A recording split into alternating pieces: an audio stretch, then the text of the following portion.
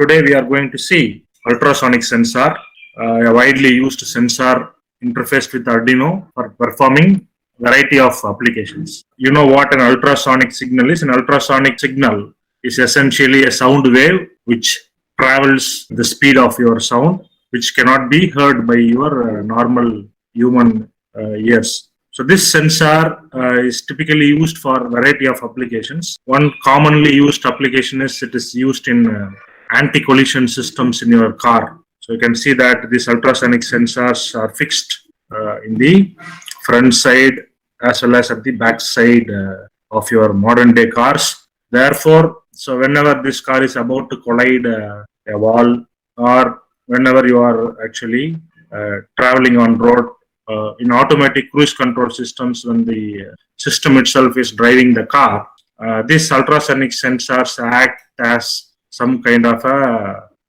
electronic eye for the car, so that it avoids collision with nearby objects. It is also used for automatic or self parking, where sensors are embedded in various positions of the car, which will give information pertaining to whether the car can be parked properly.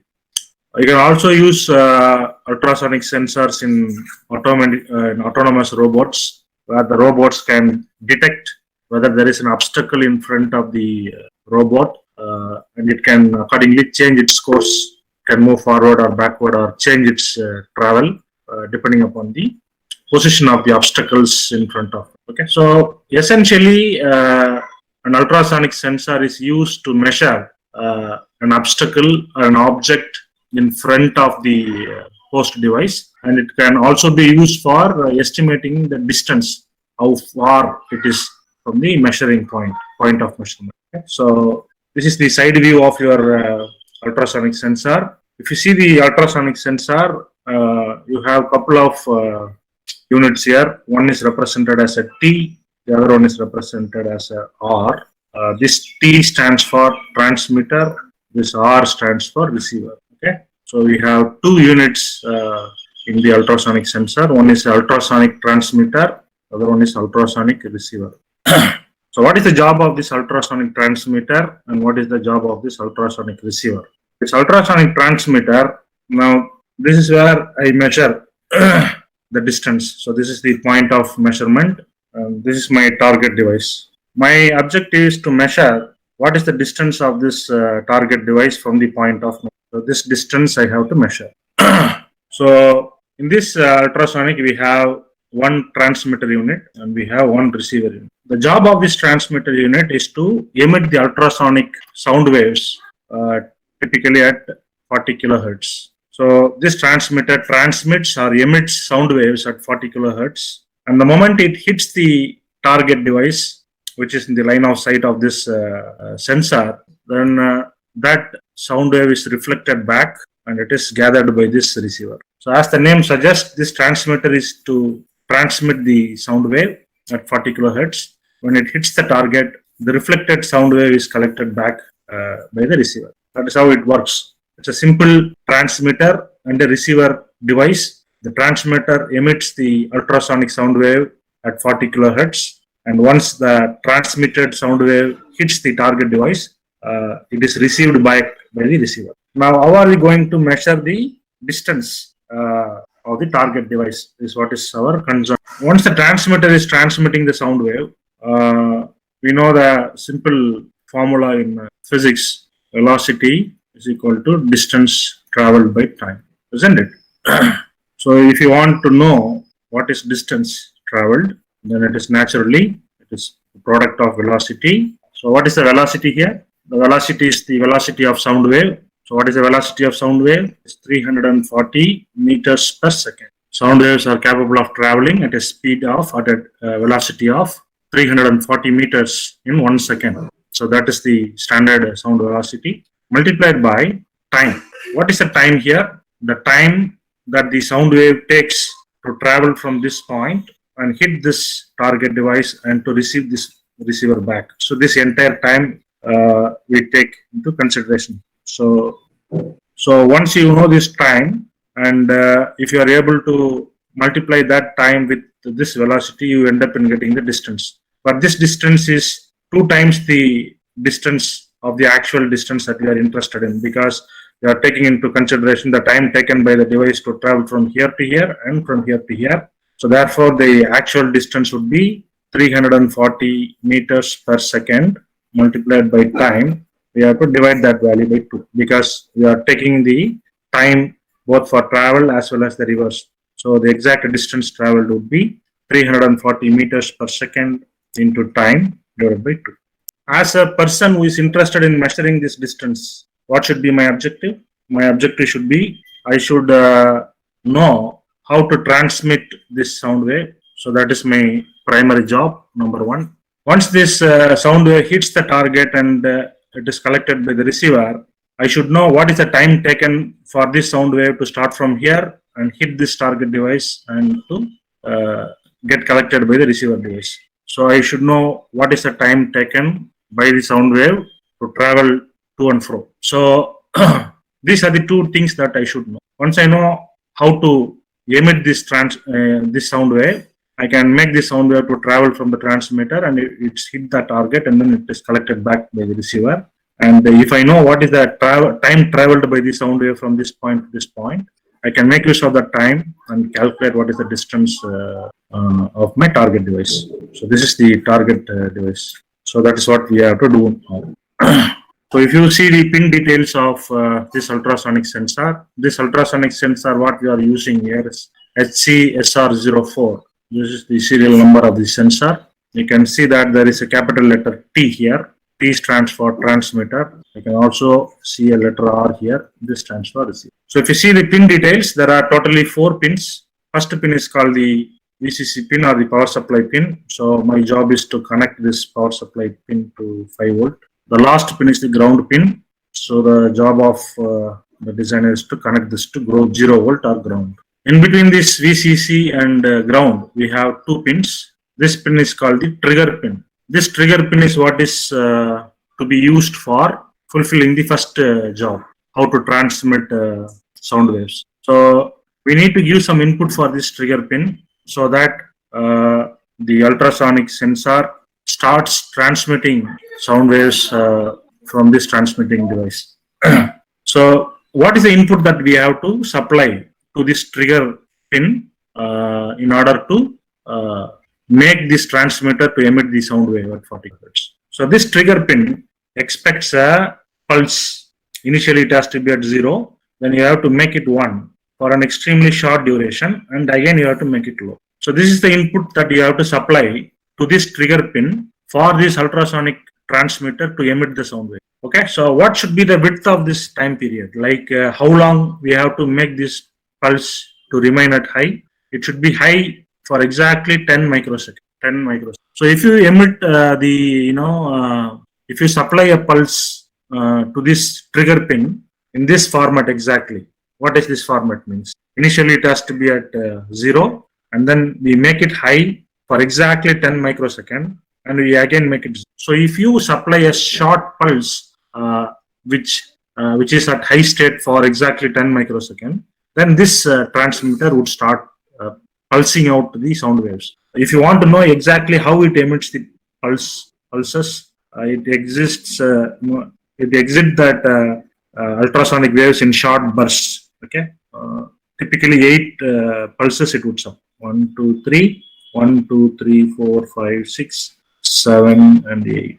So for one 10 microsecond pulse that you supply, this ultrasonic transmitter would end up in supplying 8 sound bursts. We call that a sonic burst. Okay, and 8 sound waves that is transmitted from this point. So that is my first job. How am I going to make the transmitter to emit the sound wave? Once this sound wave hit a target, it is reflected back, isn't it? So it is coming back to my receiver. So I need to calculate what is the time traveled from this point to this point. By the time it starts emitting the sound wave and by the time it is received by the receiver, what is the time taken? That is taken care of by the echo pin.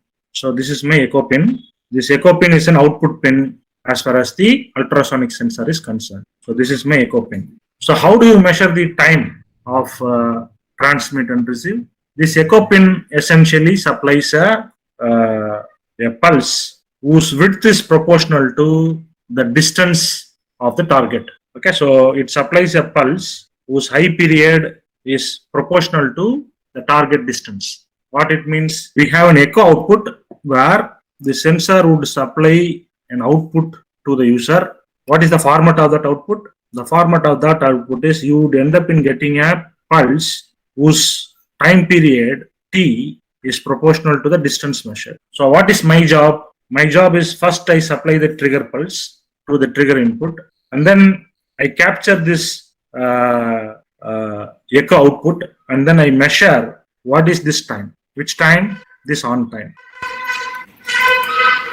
So once you measure this time, we can very easily calculate what is our distance.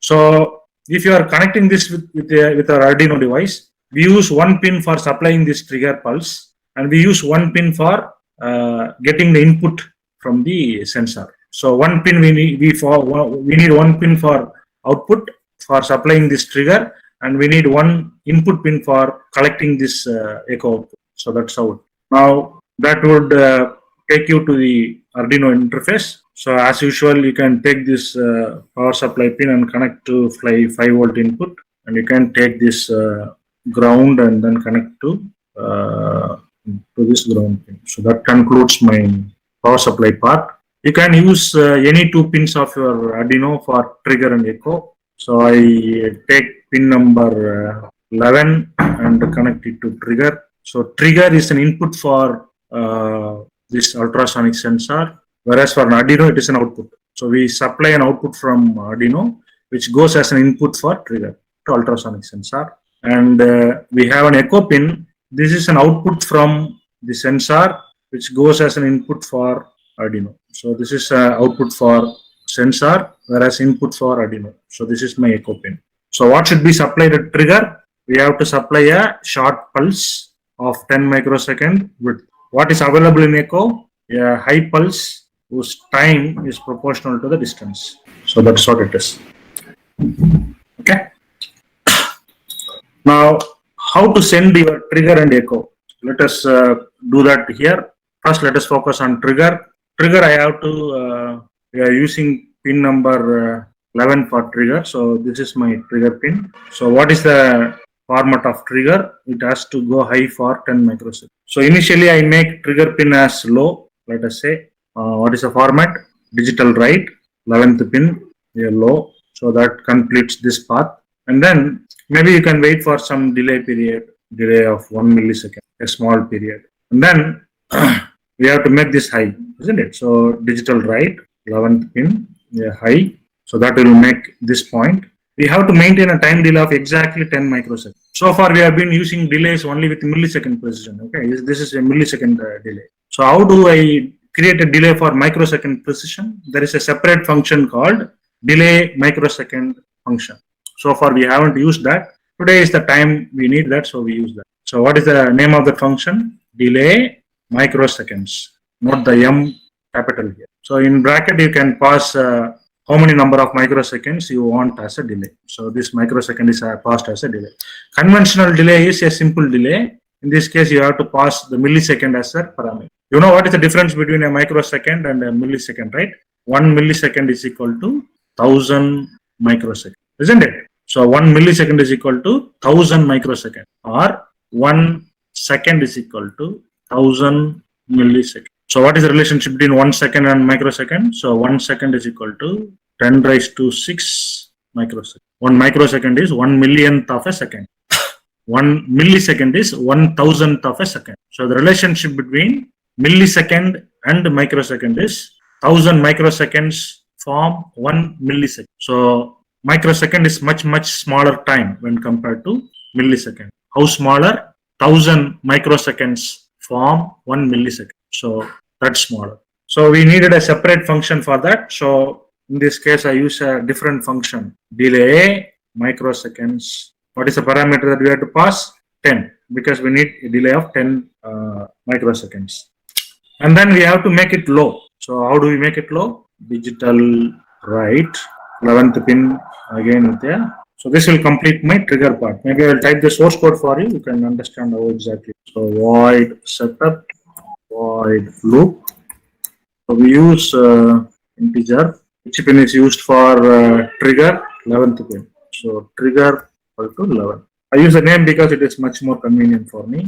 Or you can simply use 11 if you are. So you have to configure 11 as an output pin, isn't it? So in mode, trigger pin is configured as output. Or you can simply put 11 here. Either way, okay. So the loop part, first we have to send the trigger pulse. How do I send the trigger pulse? So we have to see the concept here. First we have to make it low and then high.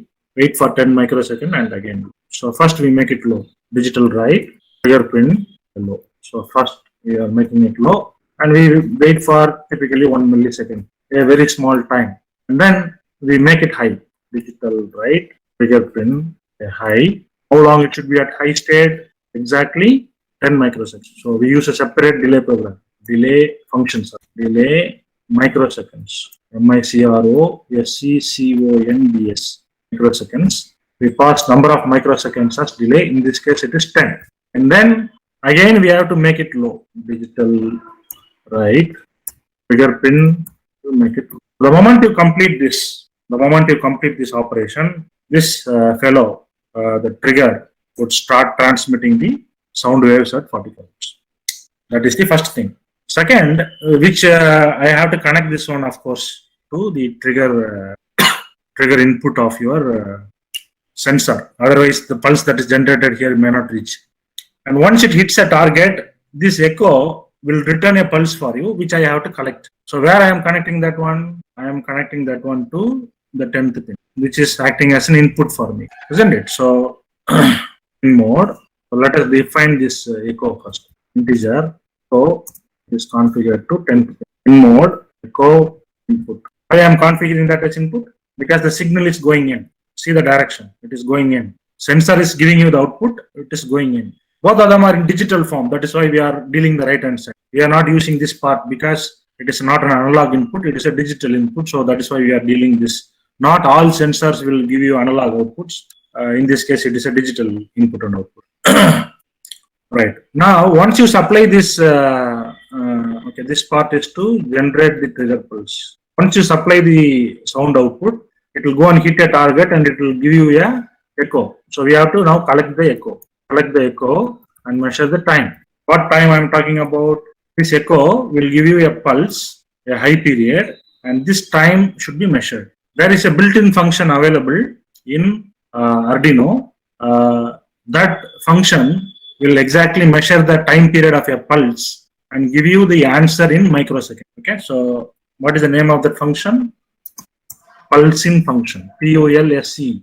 Pulse-in. IN. So if you supply a pulse input to Arduino, this pulse-in function requires two parameters. What is the first parameter?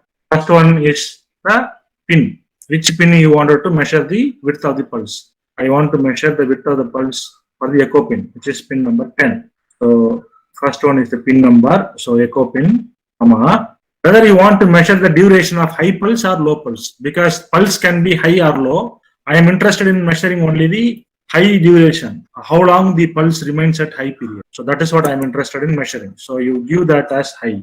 So this fellow will measure exactly that high period and returns the value in terms of microseconds, which I collect in a variable.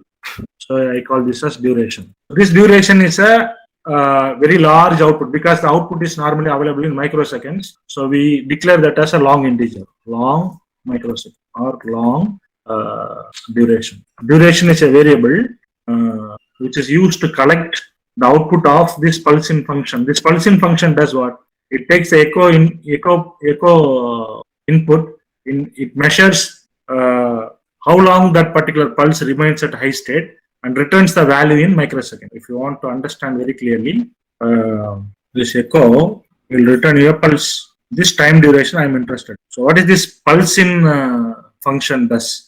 PULSE, pulse-in. Pulse-in function takes the first parameter as pin number. Which pin number we are dealing here? Echo pin. Echo pin is pin number 10. Followed by whether you are interested in measuring high period or low period. I am interested in measuring the high period. So this pulse-in function determines what is the length of this duration in microsecond. That value I assign to a variable. That variable we call it as duration. Since this variable has to accommodate microsecond precision, 1 second is equal to 10 raised to 6 microseconds. So microsecond is normally available in very large number. So this duration, it is better you accommodate a large value. So I declare this as a long integer. A long integer is a type of an integer which can accommodate large values. Integer accommodates 2 bytes. A long integer takes 4 bytes. So I declare that as long integer. That's what I am doing here. So I declare a long integer, namely duration here, and I use that duration to collect the microsecond value coming from the pulse in function. Once you know this time period in microsecond, so how to calculate the distance between the target and the ultrasonic sensor? This is my ultrasonic sensor. This is my target. I am interested in measuring the distance here. What is the formula? We know that velocity is equal to distance traveled by time. Therefore, distance is equal to velocity into time. Velocity is velocity of sound, which is 340 meters per second, multiplied by time. We already measured this time. This time is available in which variable? It is available in duration variable. But this duration is available in microsecond precision. This is available in microsecond. So it is better you convert this also in microsecond. So how to convert this in microsecond? 340 meters per second is 340 centimeters per second, because 100 centimeters form 1 meter. So 340 meters is 34,000 centimeters per second into duration. This duration is available in microseconds. So I am converting this centimeters per second into centimeters per microsecond. So it is 34,000 centimeters per microsecond. So how do we convert a second into microsecond? You divide this by 10 raised to 6 into duration. So now this microsecond and this microsecond can tally. So 34,000 by 10 raised to 6 is 0.034 centimeters per microsecond into duration. So what is the formula for measuring the distance? If you multiply the duration, which duration I am talking about? This duration. The output that is given by the pulse-in function with 0.034 centimeters per microsecond, which is the velocity of your sound, and you would end up in getting the distance in centimeters. So that's what I'm interested in. Distance means what distance? The distance of the target from the measurement point, this distance. So distance equal to duration or 0.034 multiplied by duration. This obviously results in a floating point variable. So declare this as a float. FLOAT, float distance. So how do we know what is the distance? We need to monitor that. So let us use serial port. Serial.begin 9600 and print this distance to serial port. Serial.print line distance. Okay. So this conversion is pretty straightforward. Once I convert that to distance, we get this distance in centimeters. Right. Can we test it now? Let us take the ultrasonic sensor. So if you see this, first one is power supply, second one is trigger, third one is echo, fourth one is ground. There is also another version of ultrasonic sensor. You can see here that is supplied by Parallax, which has 5 volt ground and one signal. This signal acts both as trigger and echo, a single line. This one we are not using. We are using 2 pins, one for echo and one for trigger separately. Take the Arduino. Okay, the last one is ground. So let me connect the ground fellow. We will rotate this for your clarity. Last one is ground. 10th pin is my echo pin. 11th pin is my trigger pin. First one is the power supply pin, which I can take from here. Okay, so that concludes my connection. Let me take the source code and copy that and stop this. Okay. Now let me click this. All of you are able to see the output. The output is 221.7 centimeters, whereas the actual target is only 113. We have to divide by 2 because we know that the time that is calculated is both for transfer as well as return. So this time I'm talking about is both for transmit as well as return. So therefore this entire thing has to be divided by 2. So that we forgot, I'll just this whole thing divided by 2. Right, now you can see that this sensor would allow you to play around with the target distance. You can simulate this distance and you can see what is the output that your system is able to generate. So you can move the system target to and fro, back and forth, and then check. So you can do some control action, like if the target is too close. Suppose you are designing a car, four-wheeler car. So if the target is too close, let us say it is well below 100 centimeters or 1 meter, you want to alert the user or the car driver by putting an alarm. So I take a buzzer. So negative terminal connected to ground. Positive one I use any pin, say 7. So what I do? Integer buzzer or alarm is equal to 7th pin. Configure alarm as output. So you take a control action here. What is the control action? If the distance is available in centimeters, right? So this is in centimeters. If the distance of the opposite vehicle is too close, if the distance is less than 100 centimeters, then they have to fire the alarm. So what is the tone? What is the pin number of the tone? Alarm can give some frequency, 500. Else, no tone, alarm. That is my control action.